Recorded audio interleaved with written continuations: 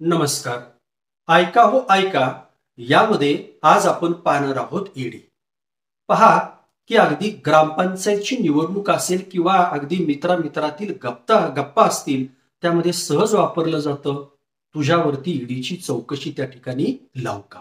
म्हणजे ईडी हा भारतीय लोकांतील एक विनोदाचा आणि तेवढाच महत्वाचा शब्द झालेला आहे. पहा गेल्या काही वर्षापासून जर तुम्ही पाहिलं तर भारतात वर्तमानपत्राद्वारे आणि वृत्तवाहिन्यांद्वारे ईडी संबंधीच्या बातम्यांनी काय केलेलं आहे, बरीचशी जागा आणि वेळ त्या ठिकाणी व्यापलेला दिसतो. एकीकडं केंद्र सरकार ईडीचा गैरवापर करत असल्याच्या तक्रारी वारंवार काय होतात आपल्याला ऐकावयास मिळतात. तशा पद्धतीची तक्रार ही वर्तमानपत्राद्वारे किंवा विविध चॅनलच्या माध्यमातून विरोधक त्या ठिकाणी करत असतात. तर दुसरीकडे कोणताही हस्तक्षेपाशिवाय काम करत असल्याचं केंद्र सरकारकडून सांगितलं जातं. अशा दोन मतप्रवाह ईडीच्या बाबतीमध्ये त्या ठिकाणी आपल्याला पाहावयास मिळतात. राजकीय व्यक्ती असतील किंवा काही उद्योगपती असतील, मोठमोठे कलाकार असतील, मोठमोठे उद्योजक असतील, आदी जे लोक आहेत या लोकांच्या आजवर अनेकदा ईडीच्या जाळ्यात अडकले आहेत आणि त्यांच्या कोट्यावधीच्या मालमत्ता जप्त केल्या गेल्या आहेत. त्यामुळं अनेकदा ईडीची दहशत बघायला मिळते. नेमकं ईडीच्या बाबतीमध्ये दहशत पाहायला मिळते आणि ईडीची भीती सुद्धा अनेकदा दाखवली जाते असं आपण त्या ठिकाणी म्हणतो. आणि म्हणूनच ईडीचं स्वरूप काय आहे, कार्यपद्धती काय आहे आणि या संस्थेकडून कारवाई नेमकी कशी असती हे जाणून घेण्याची उत्सुकता अगदी सर्वसामान्यांमध्ये त्या ठिकाणी दिसून येते. कारण सातत्यानं ईडीच्या प्रभावाखाली आपण अनेक लोक त्या ठिकाणी आढळून येतात. ईडी अर्थात अंमलबजावणी संचालनालय ही भारत सरकारची वित्त मंत्रालयाच्या महसूल विभागाअंतर्गत येणारी एक विशेष आर्थिक तपास संस्था आहे आणि महत्वाची तपास संस्था म्हणून त्या ठिकाणी काय केलं जातं, ओळखली जाते. 1 मे 1956 रोजी परकीय नियमन चलन कायदा 1947 अंतर्गत ईडीची स्थापना करण्यात आली. सुरुवातीला या विभागाचं नाव सक्त वसुली विभाग असं त्या ठिकाणी होतं, परंतु स्थापना झाल्यानंतर एका वर्षातच म्हणजे 1956 स्थापना झाली आणि एका वर्षातच म्हणजे 1957 साली या विभागाचं नाव सक्त वसुली संचालय ठेवण्यात आलं. ईडीचा प्रमुख उद्देश जो आहे तो या ठिकाणी लक्षात घेणं महत्वाचं आहे. 2 कायद्याशी संदर्भात हा उद्देश आहे.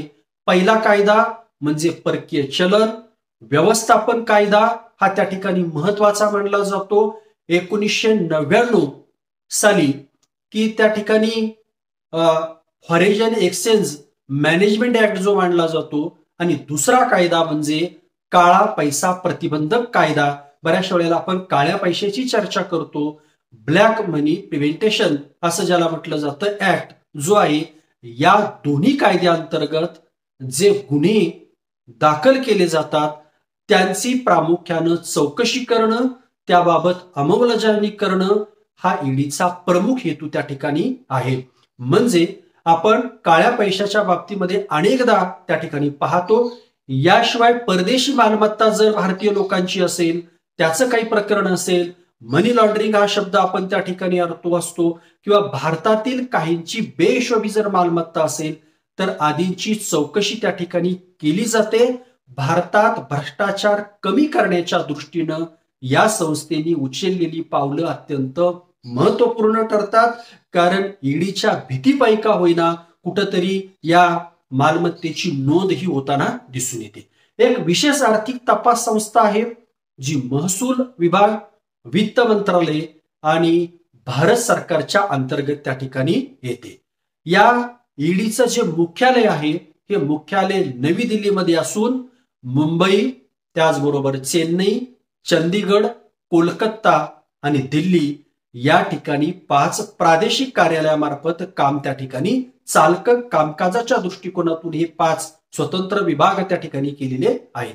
याशिवाय देशातील असे 13 शहर आहेत की त्या शहरामध्ये सुद्धा ईडीची क्षेत्रीय कार्यालय त्या ठिकाणी आहेत आणि या तपास संस्थेची भूमिका अत्यंत महत्वाची असते. हे विशेष एजन्सी आपलं कर्तव्य योग्यरित्या पार पाडते असं म्हटलं जातं, जेणेकरून मनी लॉन्ड्रिंग आणि काळ्या पैशाच्या संबंधित गंभीर प्रकरणामध्ये जे काही गुंतलेल्या दोषींविरुद्ध निपक्षपातीपणे तपास करणं असेल, निपक्षपातीपणे त्याची चौकशी करणं असेल, संबंधितांना कायद्यानुसार शिक्षा दिली जाऊ शकते. हे ईडीचं एक महत्वाचं वैशिष्ट्य त्या ठिकाणी आहे. आपण पाहतो की ईडीनं याची मालमत्ता जप्त केली, त्याची मालमत्ता जप्त केली, तर ईडीनं जप्त केलेल्या संपत्तीचं नेमकं काय होतं हा प्रश्न सुद्धा सर्वसामान्यांमध्ये पडतो. कारण ही मालमत्ता कोट्यावधीची असते आणि मग ही मालमत्तेचं काय होतं तर जप्त केलेल्या संपत्तीच्या सुरक्षेची काळजी, सगळी जबाबदारी ही ईडीकडे असते. आणि मग ही जबाबदारी ईडी पार पडत असताना यामध्ये पहिली जी प्रक्रिया असते ती म्हणजे सुरुवातीची जी प्रक्रिया असते, ईडी संपत्ती जप्त करते. त्यांना काही जर संशयास्पद वाटलं तर ईडी काय करतं, संपत्ती जप्त करते. योग्य कारण त्यांना वाटल्यानंतर संपत्ती जप्त केली जाते आणि त्या संबंधाच्या प्रकरणाची चौकशी त्या ठिकाणी होते. आता जप्त केलेली संपत्ती नंतर गोठवली जाते, मात्र न्यायालयानं आरोपीला जोपर्यंत गुन्हेगार म्हणून जाहीर न करेपर्यंत ईडी ही संपत्ती विकू शकत नाही, फक्त ईडीच्या ताब्यात राहते. जेव्हा न्यायालय जप्त केलेल्या व्यक्तीची गुन्हेगार ठरवते त्यानंतर त्याची पुढची प्रक्रिया त्या ठिकाणी होते. जप्त केलेली संपत्ती सुरक्षित ठेवण्याची सगळी जबाबदारी या संस्थेवर असते. आणि मग आज आपण पाहतो की मोठ्या प्रमाणावर होणारी जी छापेमारी आहे आणि त्याद्वारे जप्त होणारी अब्जावधीची जी मालमत्ता आहे यामध्ये न्यायालयाचा आदेश येईपर्यंत ती सांभाळली जाते. कारण हे प्रकरण परत न्यायालयामध्ये जातं आणि न्यायालयाच्या निकालानंतरच त्याची योग्य किंमत त्या ठिकाणी किमतीला ते विकण्याचा प्रयत्न केला जातो.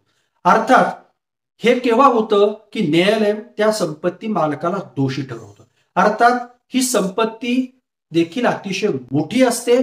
प्रचंड हजारो कोटी रुपयाच्या संपत्ती आतापर्यंत जप्त केल्याच्या बातम्या आपण त्या ठिकाणी ऐकतो. ही प्रक्रिया गुंतागुंतीची असते. यासाठी मोठ्या कागदपत्रांची जुळवाजुळव करावी लागते. म्हणजे कोर्टाच्या आदेशानंतर जप्त केलेली संपत्ती मिळावी. कारण एखाद्या व्यक्तीची जर संपत्ती जप्त केली तर ही चुकीच्या पद्धतीने जप्त केलेली आहे आणि ती माझीच कशी योग्य आहे असा मालक त्या ठिकाणी याचिका ईडीच्या विरोधात कोर्टामध्ये त्या ठिकाणी दाखल करतो. मात्र न्यायालयाकडून जर त्याला दोषी ठरवण्यात आलं नंतर आणि संबंधित खटल्याचा पूर्णपणे सोक्ष मोक्ष लागल्यानंतरच जप्त केलेल्या मालमत्ता त्या ठिकाणी विकू शकते आणि तशा पद्धतीची कारवाई त्या ठिकाणी होते. आता मालमत्ता ताब्यात घेतली जाते तेव्हा ती वापरली जाऊ शकत नाही. ते वैयक्तिक किंवा व्यावसायिक वापरासाठी त्याचा वापरली जाऊ शकते. त्या ठिकाणी त्याचा कुठलाही वापर त्या ठिकाणी करता येत नाही. हे महत्वाचं आहे. फक्त ईडीच्या ताब्यामध्ये ती राहते आणि ती खरेदी किंवा हस्तांतरित सुद्धा केली जाऊ शकत नाही. हे समजून घेणं गरजेचं आहे. आपण त्याला फक्त मालमत्ता गोठवणं हा शब्द त्या ठिकाणी न्यायालयीन भाषेमध्ये वापरला जातो आणि या प्रकरणात न्यायालयात आव्हान दिलं जाऊ शकतं आणि अनेक वेळा मालमत्ता कधी कधी परत केली गेली आहे हे सुद्धा लक्षात घेतलं पाहिजे. म्हणजे ईडीनं मालमत्ता जप्त केली म्हणजे गेलीच असं नाही. मालकाला न्यायालयामध्ये दाद मागता येते आणि जर तो निर्दोष जर झाला तर ईडीला ती पुन्हा मालमत्ता मूळ मालकाला परत करावी लागते. अलीकडच्या काळात अंमलबजावणी संचालनालयानं केलेल्या कारवाया अधिक राजकीय असल्याचा आरोप त्या ठिकाणी विरोधाकडून होत असल्याची दखल त्या ठिकाणी घेतली पाहिजे. कारण ही संस्था अतिशय चांगली आहे, निपक्षपातीपणे काम करणं आवश्यक आहे. परंतु ती जर संस्था कोणाच्या दबावाखाली राजकीय हेतून जर ठराविक लोकांवरतीच जर ती धाड टाकत असेल, त्यांच्यावरच कारवाई करत असेल तर या तपास संस्थेच्या शुद्धतेबाबत आणि निपक्षपातीपणाबाबत बोट दाखवलं जाऊ शकतं. अशाच प्रकारची व्हिडिओ पाहण्यासाठी चॅनल लाईक करा, सबस्क्राईब करा. धन्यवाद.